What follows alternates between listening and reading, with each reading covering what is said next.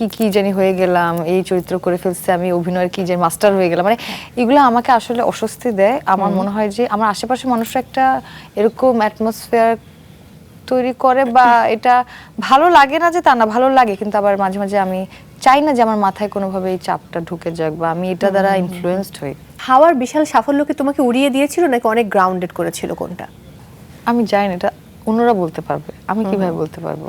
তুমি নিজে কি ফিল করেছো যে কেমন ছিল ব্যাপারটা? সাফল্য না, বাট আমি মানে আমি তো জানি না, কিন্তু আমি চেষ্টা করেছি যে আমি চাই যে যেরকম আমি ছোটবেলায় ছিলাম সেরকমটাই থাকতে। কোনো কিছু, সেটা সাফল্য বা ব্যর্থতা, কোনো কিছু আমাকে আমাকে যাতে না নাড়া দেয়, ছুঁতে। হ্যাঁ, আমি চাই যে আমি যেরকমটা থাকতে চাই, আমার বেস্ট ভার্সন হওয়ার চেষ্টায় থাকি, বা ওটা হতে পারলে ভালো। তাহলে একটা ব্যাপার বলো, হাওয়ার পর দর্শকের তোমার প্রতি যে প্রত্যাশা, সেটা কি তোমার ক্যারিয়ারকে আরো প্রেসার কুকারের মতো চাপ সৃষ্টি করেছিল?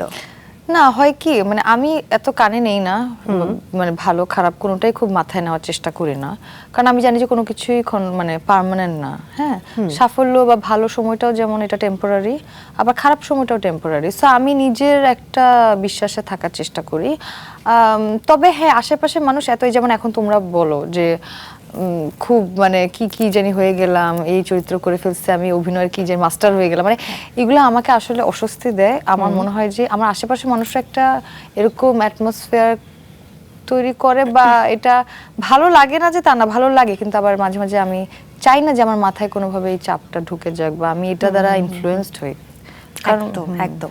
তুমি যখন লাক্স চ্যানেলে সুপারস্টারে ছিলে এবং ফিনালেতে কিন্তু আমাদের সবার ভালোবাসার অপি করিম তোমাকে প্রশ্ন করেছিল, প্রেসার কুকার দেখার পর যখন তিনি সামাজিক যোগাযোগ মাধ্যমে লিখলেন যে এই মেয়েটা যে কোথায় চলে যাচ্ছে, প্রতিনিয়ত আমাদেরকে অবাক করে দিচ্ছে, এই অর্জন কেমন লাগে?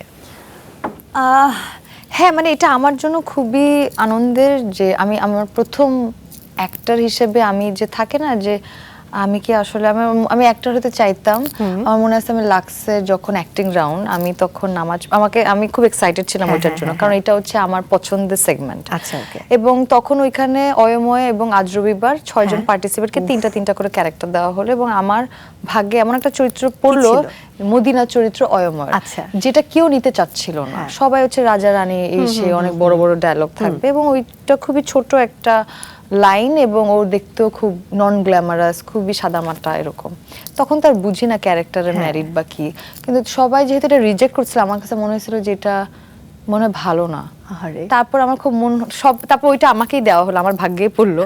তারপর আমার খুব আমি তখন আল্লাহকে বলতেছি, বা আমি গডকে বলতেছিলাম যে তোমার আমাকে ফার্স্ট করার দরকার নাই, কিন্তু আমি চাই যে আমি অ্যাক্টর বা আমি যে অভিনয়ের প্রতি যে জিনিসটা ফিল করি, এটা যাতে মানুষ বুঝতে পারে। এবং তখন ওই রাউন্ডে আমি জানি না, সেট থেকে একটা ভাইব্রেশন শুরু হলো, সবাই বললো যে, সবাই কেন জানি খুব ওয়াও, মানে ভালো হয়েছে এরকম বলতেছে বা সেই।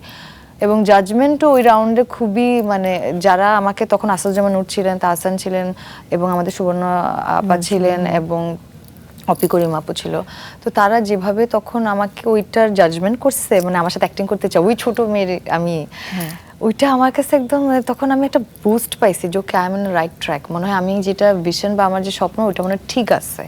এই যে একটু একটু করে আশ্বস্ত হয়। এবং আমি এখন অনেকদিন পরে এসে যখন উনি আমাকে নিয়ে লিখেন, ওনার মতন এত গুণী অভিনেত্রী, এটা আমার জন্য ইটস অ্যান অ্যাওয়ার্ড, মানে তাই না? অ্যাওয়ার্ড তো মানে একটা না, এটা একটা অ্যাওয়ার্ডের মতন, যে কোনো, মানে এটাই খুব বড়। ওনার মতন মানুষ আমাকে নিয়ে বলছে বা আমার কাজ দেখছে, এটাই আমার কাছে অনেক